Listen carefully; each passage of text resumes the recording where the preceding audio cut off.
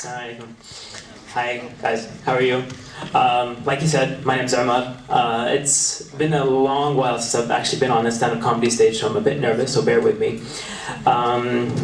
Why I wasn't on the stand-up comedy stage for so long was I was focusing on my own self-development. I was working on my fitness, my career. I'm just kidding. I wasn't bothered to drive all the way to Education City from West Bay, where I used to work.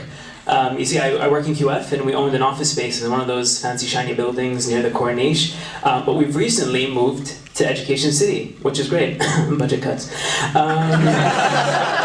So it's awesome. So I have no more excuses to miss out on any of these shows, which is great, because I thought might as well get back into stand-up comedy to balance out the sit-down misery I do at work. So, I mean, win-win, right? Unless my jokes suck, in which case win. So a couple of things that have changed since I was last on the comedy stage. For my own, I guess, personal development, I have a six-pack. Spent long, hard hours at the gym and got me one of those, which is great. It's for those of you who don't know, a six-pack is that thing you have in this area, where if you take off your shirt, you're automatically better than anyone else in the room. Unless you, sir. You look like you could beat me up, so I'm not better than you. I'm better than everyone else, though.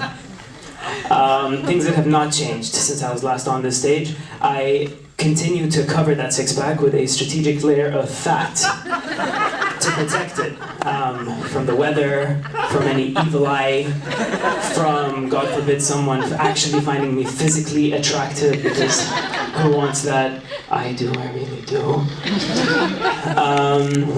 Things that have changed since I was last on the stage. I think on a national scale, Doha's roads, they're much bigger, they're much longer.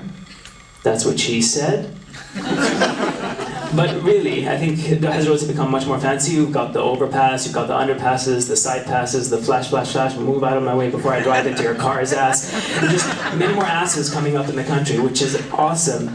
Things that have not changed in the country since then, those same fancy new roads still turn into oceans after 5 minutes of rain. It's amazing. It's like a talent these roads have. People ask me, where do you live? I say, I live in Doha.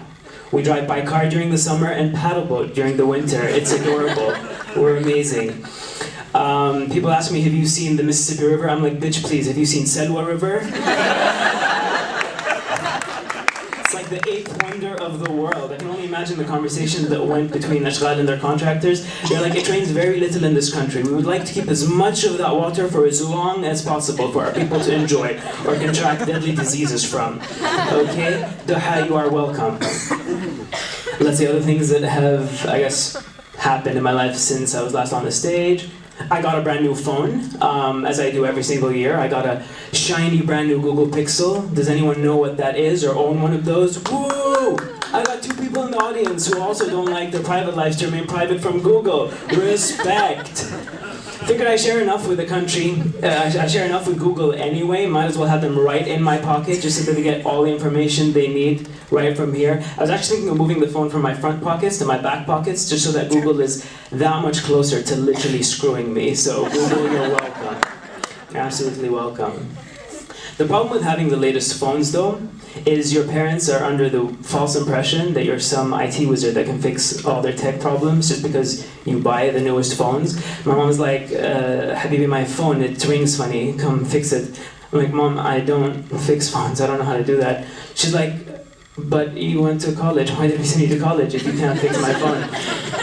I'm like, well, for one thing, I got a business degree, so maybe to make the company that makes the phone, that's a good idea, don't you think? She's like, I don't get it. She's like, if my sending you to college doesn't solve my personal issues, I don't understand why I spent that much money to educate you. I'm like, that's great, that's awesome.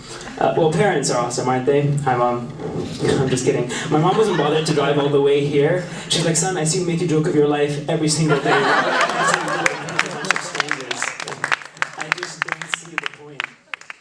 My mom is so technologically not advanced, actually. Her idea of taking a screenshot on her phone is actually using a secondary phone to take a picture of what she wants to share on her actual phone. So as you can see, there are absolutely no budget cuts in our house. We are ballin'.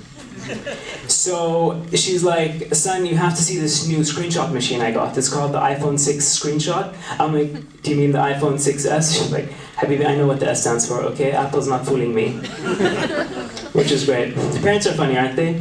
Well, sometimes haha funny, sometimes shoot yourself in the head funny. They like to keep it interesting. It's very suspenseful. And one of the things I find amazing about parents is their knack or talent for being disappointed in every life choice you make.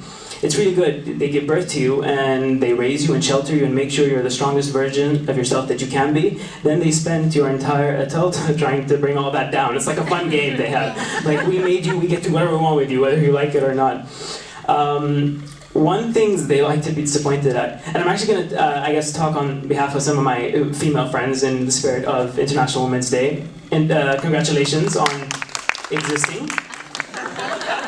I wish you a year full of prosperity and equality, unless that equality means that I have to be giving birth anytime soon, in which case, let's avoid that altogether.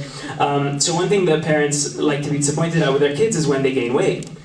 Parents have absolutely no issue with telling their children that they're just a bit heavier than they used to be, which is awesome. It's like, son, you're much heavier than you used to. Thank you, I can see that. I have a mirror at home, I see that very well. Which is ironic because parents spend your entire childhood feeding you.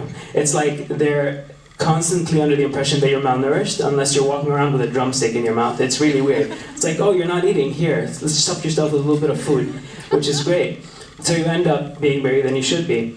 And it's so funny, in the social media age, you've got all these white people doing squats on the beach with their own six-packs and kind of carrying their children. They're like, yes, this is all organic working out on the beach, it's amazing. I eat grass and sunlight all day long, it's so good for you. Then you have the Arabic ammo in the restaurant going, put bread, put cheese, put sugar, more bread, oil, oil, oil, olive oil. I'm trying to be healthy, just little bit of olive oil. Fry, fry, fry, fry, fry, fry, fry. Put some sugar. Yes, I take. Give me 5. It's like, who needs the beach when you have knafa? Like, how ridiculous. Another thing our parents love to be disappointed at is when you're 25 and unmarried. That's like criticism gold. And what's interesting about, so it makes me think about, again, the role as kind of the people who make you. Basically, they make you, they shelter you, they feed you as a child. Then you grow up to be a teenager where you're exposed to the evils of the world and must decide if you're going to be the rebel that no parent wants to have as a child, or the goody two-shoes that no one wants to be friends with. It's a really tight rope you have to walk as a teenager. Then you become an adult, and at 25, if you're not married, you have failed as an adult Arab person. So they will pawn you off. At 25, if you're not married, they go from your protector to being your pimp. Just straight up. We will sell you to the first remotely interested person. They don't even have to be interested. The guy could just walk past the house and sneeze loud enough for the dad to run out like a used car salesman, like, hello, kind sir, you look like you would like to be married today. It is your lucky day. I have a beautiful daughter. She's just as interested in getting married. Rasha habibti, ta'ila illik. I need your help with something here outside, something outside.